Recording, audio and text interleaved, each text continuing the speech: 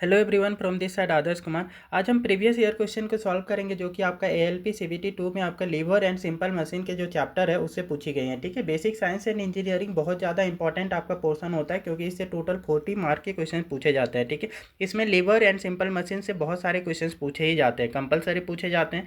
तो ये आपके कुछ प्रीवियस ईयर के क्वेश्चन ले रखे हैं जो कि आरआरबी, एएलपी और टेक्नीशियन के एग्जाम में आए हुए हैं। ठीक है, तो इनको हम सॉल्व करेंगे और इनको एक्सप्लेनेशन के साथ समझेंगे कि आपका जो है कि इनका पॉसिबल जो आंसर है वो क्यों है। ठीक है, तो आपका कौन सा आंसर होगा और क्या आंसर कैसे होगा। ठीक है, तो उसको अच्छे तरीके से समझेंगे। ये जो कंटेंट है आपके इंग्लिश में है, ठीक है, लेकिन मैं इसको हिंदी में अच्छे तरीके से एक्सप्लेन कर दूंगा। ठीक है, तो आप इसको अच्छे से समझते जाएं। ठीक है, तो इससे हमारा सिंपल मशीन एंड लीवर का जो रिलेटेड क्वेश्चंस होते हैं वो आप अच्छे तरीके से समझ पाएंगे। ठीक है, और क्या लेवल रहता है क्वेश्चन को वो भी आपको यहाँ से समझ आएगा। ठीक है, तो फर्स्ट क्वेश्चन यहाँ से आपका पूछा गया है, a bearing and the other device needed to hold the beam in these levers. ठीक है, आपका जो होता है कि एक बियरिंग की ज़रूरत होती है। ठीक है, कि बीम को होल्ड करने के लिए, बीम को होल्ड करके रखे, पकड़ के रखने के लिए एक आपका बियरिंग की ज़रूरत होती है। कौन से लीवर में होती है? तो ये हमारा क्लास थर्ड की लीवर में होता है। ठीक है, तो ये तीनों ही लीवर को पहले समझते हैं कि फर्स्ट क्लास लीवर क्या होता है, सेकेंड क्लास लीवर क्या होता है, थर्ड क्लास लीवर क्या होता है। ठीक है,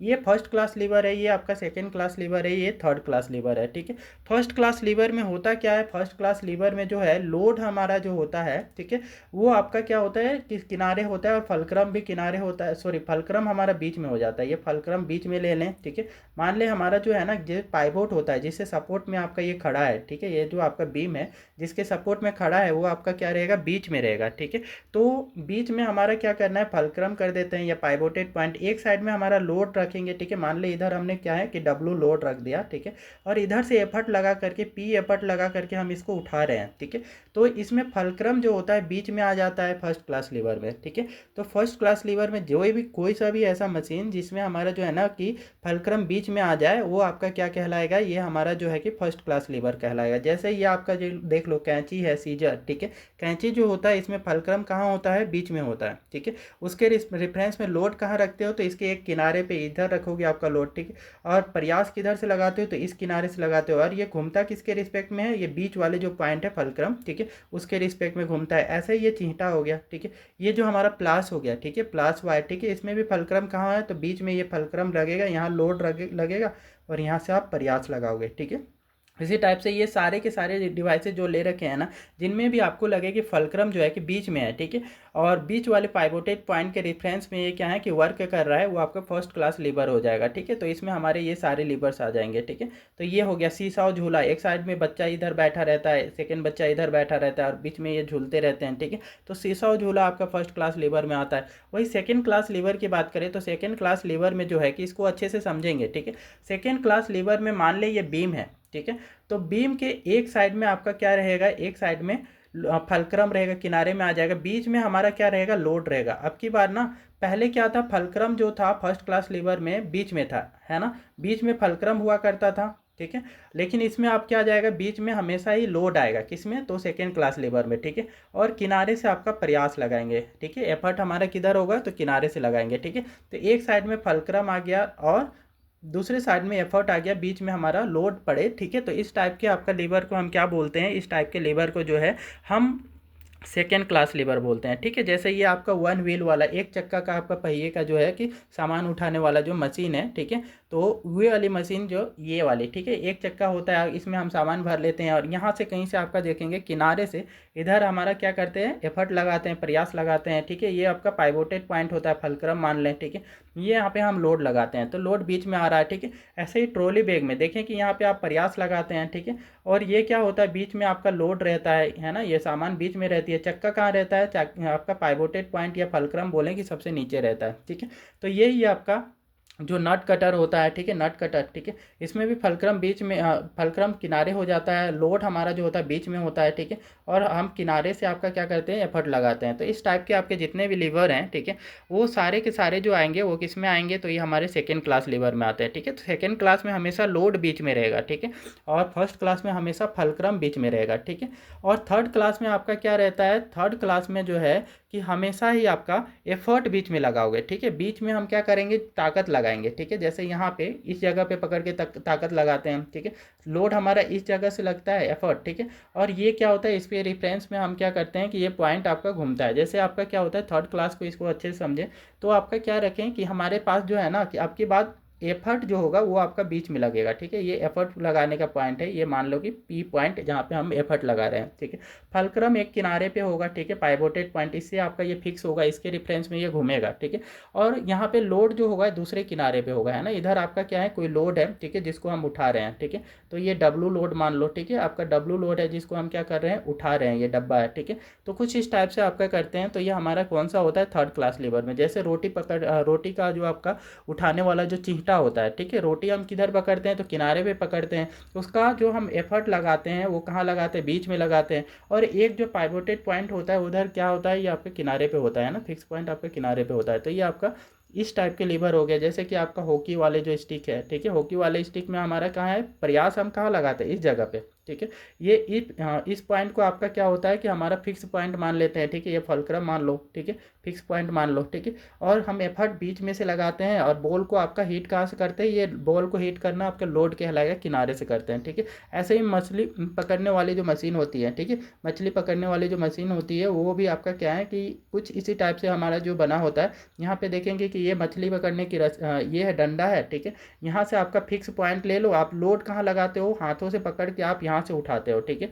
तो ये प्रयास जो पॉइंट जो होगा एफर्ट का यहाँ होगा, और लोड कहाँ होगी, मछली आपका जो है कि कहीं पे इस जगह पे आपका फंसी होगी, ठीक है। तो ये मछली हमारा कहीं यहाँ पे फंसी होती है, ठीक है।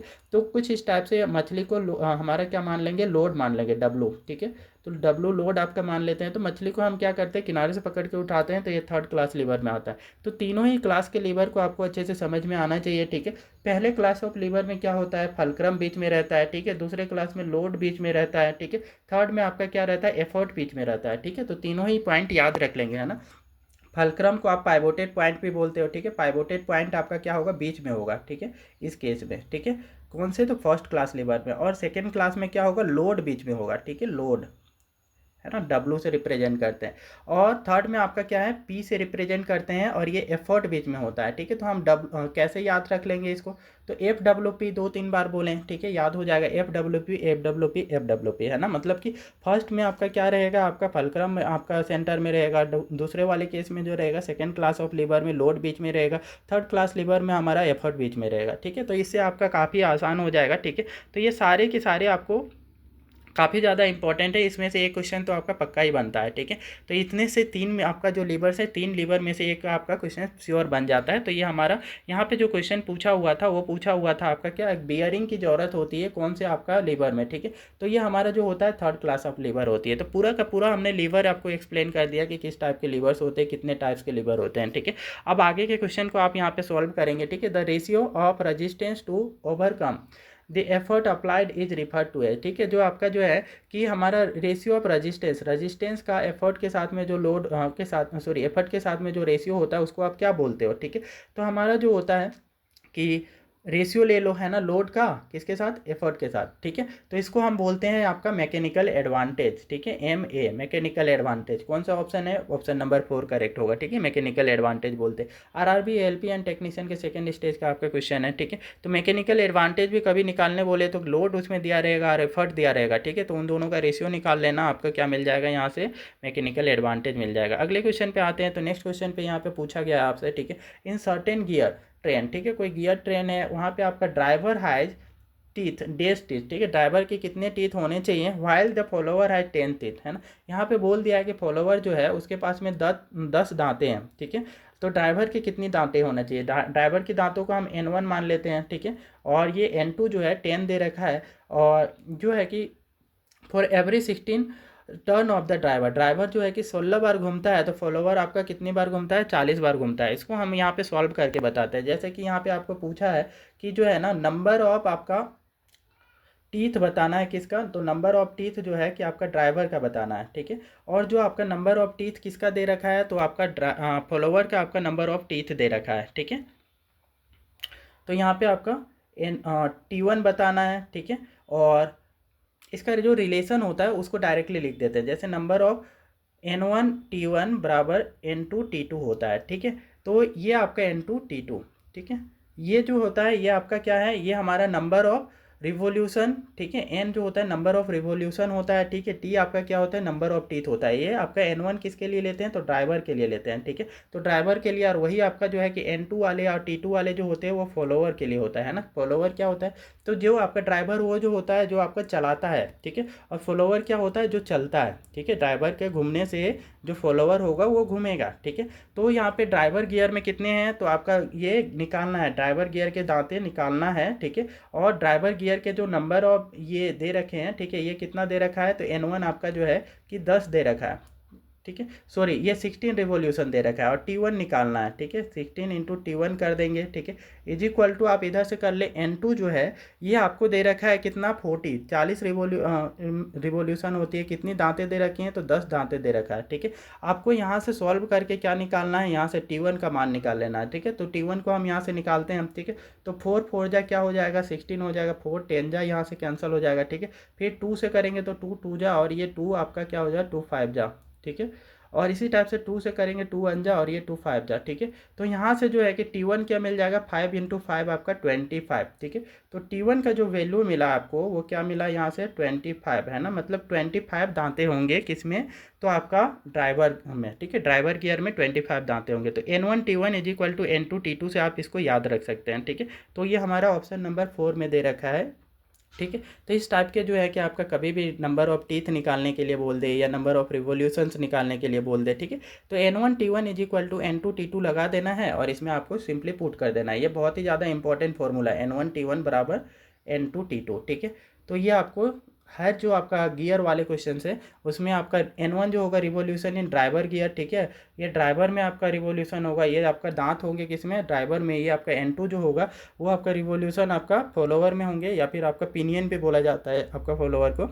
और T2 जो होगा वो आपका किसके टीथ होंगे, तो फॉलोवर के आपका नंबर ऑफ टीथ होंगे, ठीक है। तो RRB ALP एंड टेक्नीशियन के आपका 21 जनवरी 2019 के सेकेंड शिफ्ट का ये क्वेश्चन था, ठीक है। अगले क्वेश्चन पे आते हैं। तो नेक्स्ट क्वेश्चन पे यहाँ से पूछा गया है, if we compare the effort arm length, ठीक है, with the load arm length class 3 lever में, then which of the following is given is true, ठीक है। तो यहाँ पे जो है कि एफर्ट आर्म की बात कही जा रही है कि एफर्ट आर्म और लोड आर्म में क्या रिलेशन होता है, कौन से क्लास ऑफ लीवर में, थर्ड क्लास लीवर में। तो ये थर्ड क्लास लीवर हम बना लेते हैं, ठीक है। तो ये बीम बनाते हैं पहले, ठीक है।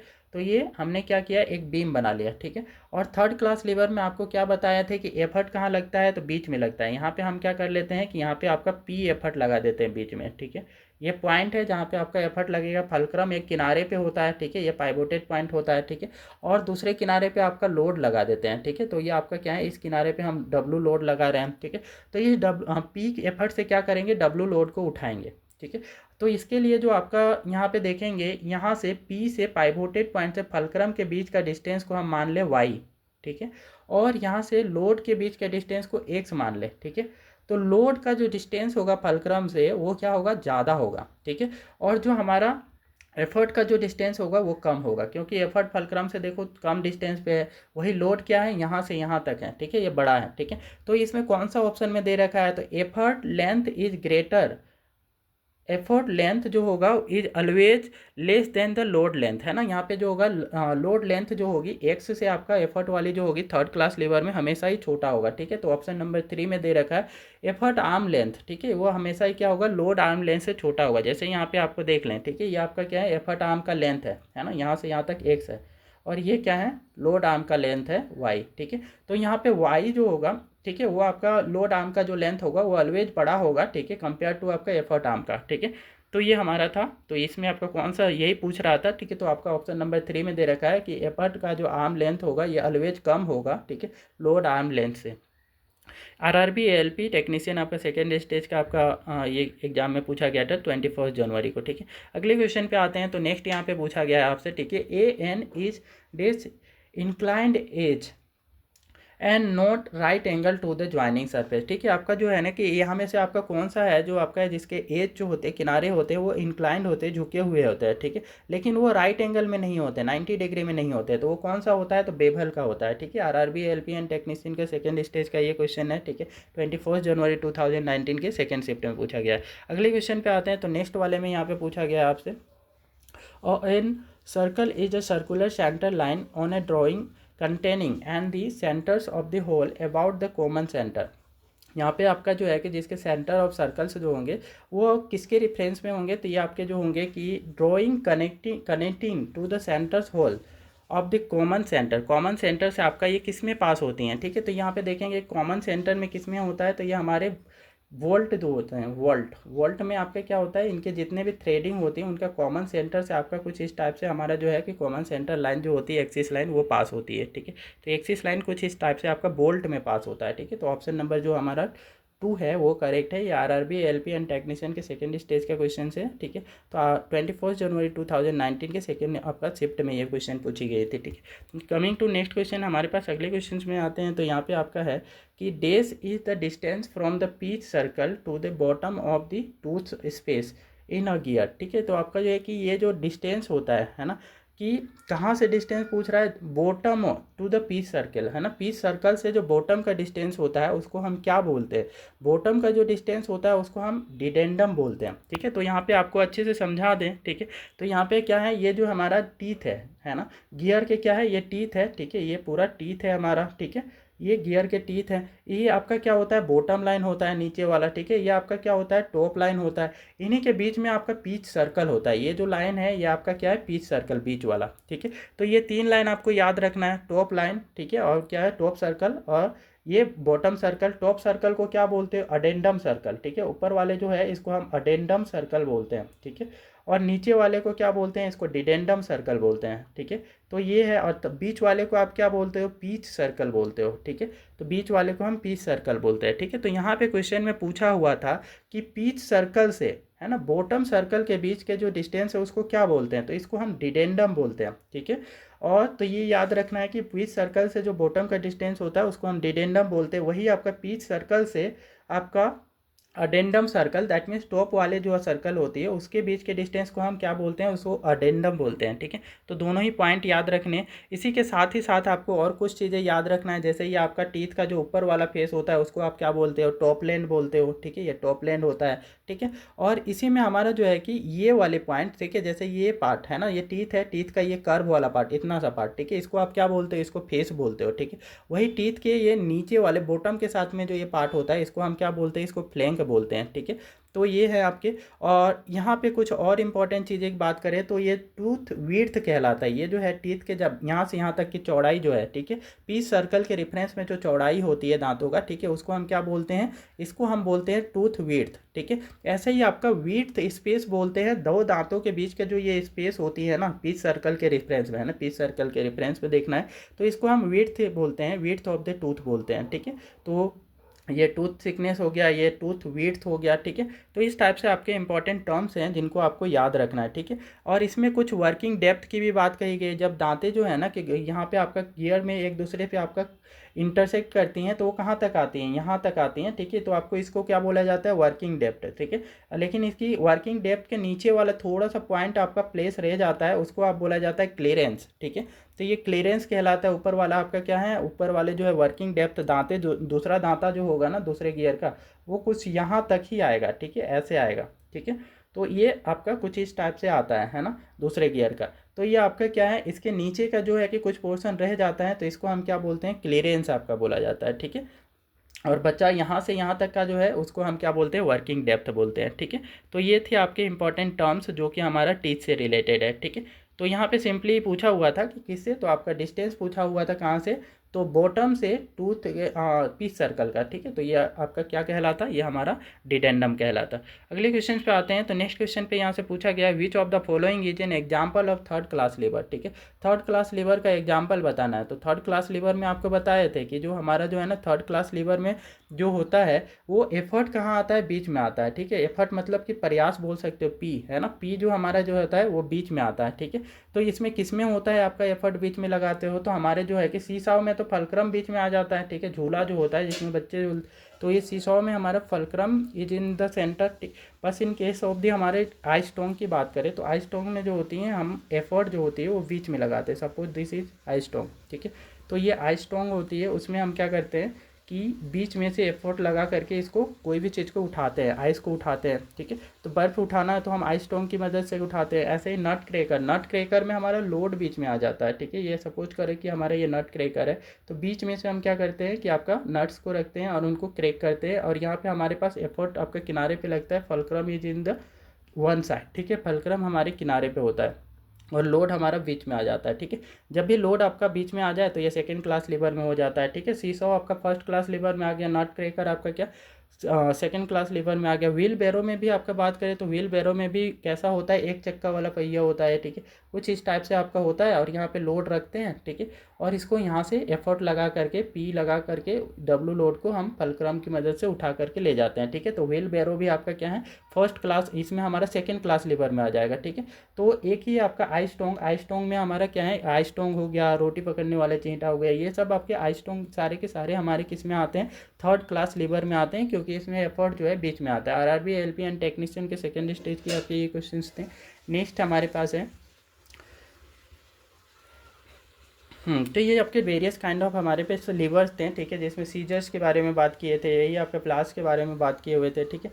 ऐसे ही आपके क्या है कि हमारे पास जो कैरी करने वाला बैग होता है, ठीक है, तो टूरिस्ट बैग हो गए हैं। ऐसे ही आपका व्हील बैरो ये रहा, ठीक है, व्हील बैरो में भी एफर्ट किनारे पे लगाते हैं एंड फलक्रम हमारा किधर होता है, वन साइड में पाइवोटेड होता है, लोड आपका बीच में होता है, ठीक है। इसी टाइप से आपका ये नट क्रैकर है, नीचे ये नट क्रैकर है, तो नट क्रैकर में भी लोड आपका क्या होता है, बीच में से होता है, फलक्रम वन साइड में होता है और एफर्ट हम क्या करते हैं दूसरे किनारे पे अप्लाई करते हैं। और यहाँ पे देखेंगे कि आपका नेक्स्ट ये थर्ड क्लास लीवर में बहुत सारे इंपॉर्टेंट टर्म्स हैं, जैसे कि आपका हथौड़ा हो गया, ठीक है, तो इसका आपका यूज करते हैं। ऐसे ही आपका जो है स्टैपलर हो गया, ये थर्ड क्लास लीवर में आएंगे, ठीक है। मछली पकड़ने वाली जो आपका ये होती है मशीन्स, उसको भी आपका थर्ड क्लास लीवर में लेते हो। हॉकी स्टिक आपका थर्ड क्लास लीवर में आ जाते हैं। वही हमारा क्या है कि आपका जो टोंग्स पकड़ने वाले हो गए हैं ना, टोंग्स को पकड़ आइस टोंग, ठीक है, जो बर्फ को पकड़ने वाला टोंग हो गया, ऐसे ही रोटी को पकड़ने वाले टोंग्स हो गए, ये भी आपके थर्ड क्लास लीवर में ही आते हैं, ठीक है।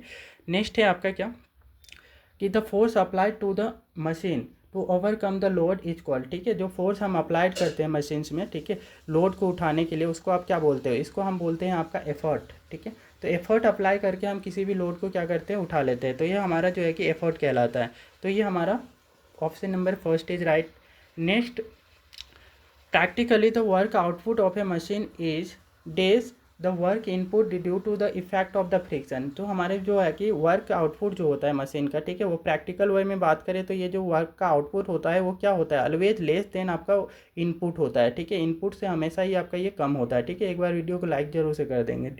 नेक्स्ट है हमारे पास कि हमारे पास क्या है कि ये तो ये ऑलवेज लेस देन आपका होता है वर्क इनपुट से, जितना हम इनपुट अप्लाई करते हैं वो क्या होता है उससे कम ही हमें आउटपुट मिलता है। तो आरआरबी एलपी एंड टेक्नीशियन के ये सेकंड स्टेज के ये क्वेश्चंस में आपका थर्ड शिफ्ट में पूछी गई है, ठीक है, CBT 2 के। नेक्स्ट है the efficiency of a machine can be, ठीक है, इफिशियंसी है जो होता है एक मशीन का वो क्या होता है, ऑलवेज लेस देन 100% होता है, ठीक है, 100% से हमेशा ही कम होता है। RRB LP and technician second stage के ये आपके क्वेश्चंस में थर्ड शिफ्ट में पूछी गई।